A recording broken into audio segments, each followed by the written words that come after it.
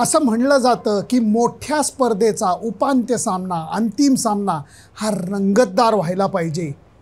पण रंगपंचमीपेक्षाही रंगतदार असा भारत विरुद्ध इंग्लंड महिला क्रिकेटचा कॉमनवेल्थ गेमचा सामना झालेला आहे. टॉस जिंकल्यानंतर टकाटक विकेट बघून एजबॅस्टनचं भारतीय संघाने पहिली फलंदाजी करायचा जो निर्णय घेतला तो स्मृती मंधानाने अत्यंत सार्थ ठरवला. तिच्या बॅटीमधनं दिवाळीच्या अगोदर फटाक्यांची माळ बाहेर पडली. 8 बाउंड्रीज, 2 सिक्सर, 50 धावांच्या भागीदारीमध्ये शेफाली वर्माचं योगदान फक्त 6 धावांचं होतं.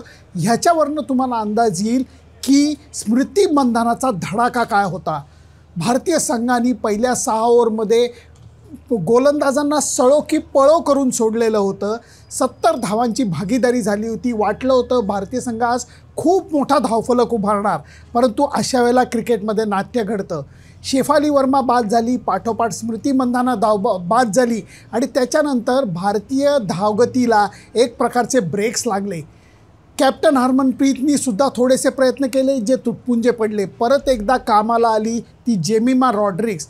नॉटआउट 44 धावा तिने केल्या, एक बाजू पकडून ठेवली आणि त्यामुळे भारतीय संघाला 5 बाद 164चा धावफलक उभारता आला. हा खूप मोठा होता का? नाही. खूप छोटा होता का?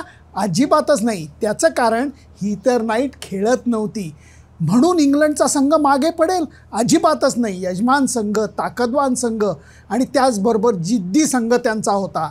वाईट नावाच्या बॅटरनी भारतीय गोलंदाजांवरती हल्ला चढवला, तो सुद्धा कोणावरती? तुफान फॉर्ममध्ये असलेल्या रेणुका सिंग चौधरीवरती आणि त्यामुळे त्यांच्याही धावगतीला एकदम पळायला लागलेली होती.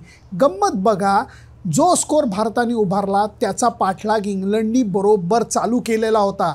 अशा वेळेला बॉलर कामी नाही आले, चांगली फिल्डिंग कामी आली. वाईट आऊट झाली आणि त्याच्यानंतर 2 फलंदाज इंग्लंडचे धावबाद झाले आणि तो धक्का खूप मोठा होता. इंग्लंडच्या संघाच्या मधल्या फळीमध्ये जोन्स आणि स्कायवरनी मस्त भागीदारी केली. ती भागीदारी रंगतदार होते वाटत असताना परत एक फलंदाज धावबाद झाली आणि तो मोठा फरक पडला सामन्यामध्ये, कारण सामन्याचा रंग बदलला. स्कायवरकडे सगळं लक्ष होतं. शेवटच्या 2 ओव्हरीत 27 धावा हव्या होत्या. त्याचं दडपण जेवढं फलंदाजांवरती होतं तेवढंच पूजा वस्त्राकारवर सुद्धा होतं. एका बॉलवरती तिने षटकार दिला, कारण स्कायवरनी अप्रतिम पुल शॉट मारला षटकार. दुसरा बॉल वाईडही गेला, 4 धावा मागेही गेल्या, म्हणजे बॉल तर वाया गेलाच, 5 रनवरती गेल्या. दडपण भारतीय संघांवरती वाढलं. पण अशा वेळेला स्कायवरनी नसलेली धाव पळण्याचा प्रयत्न केला आणि तो मला वाटतं निर्णायक क्षण ह्या सामन्यामध्ये ठरला. स्कायवर 40च्या आसपासच्या धावाकडून धावबाद झाली आणि तिथं भारतीय संघाच्या आशा परत एकदा पल्लवित झाल्या. शेवटची ओव्हर हरमनप्रीत कौरनी अत्यंत विचारपूर्वक स्नेह राणाला दिली आहे. ही अनुभवी गोलंदाज आहे, स्पिन बॉलर आहे आणि बॉलला ती वेग देत नाही. तिने अनुभव पणाला लावला.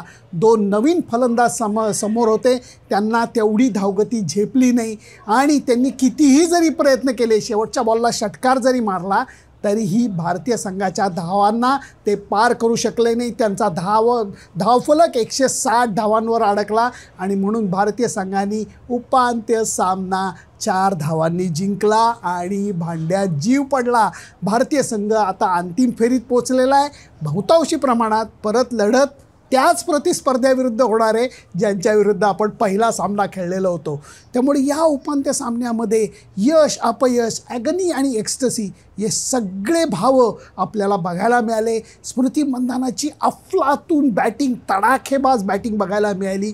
जेमिमा रॉड्रिग्सचं जबाबदारीने खेळणं बघायला मिळालं आणि त्याचबरोबर स्नेह राणाची चांगली बॉलिंग, भारतीय फिल्डर्सची अप्रतिम फिल्डिंग ही मला वाटतं विजयाचा रास्ता मोकळा करून गेली. त्यामुळे भारत अंतिम फेरीत पोचला आहे, ह्याला सर्वात महत्त्व आहे. तुमचं मत काय मला जरूर कळवा.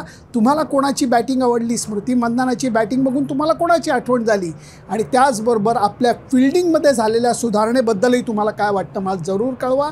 त्याच्यासाठी माझं फेसबुक पेज, माझं यूट्यूब चॅनल सबस्क्राईब करायला विसरू नका. Bye bye.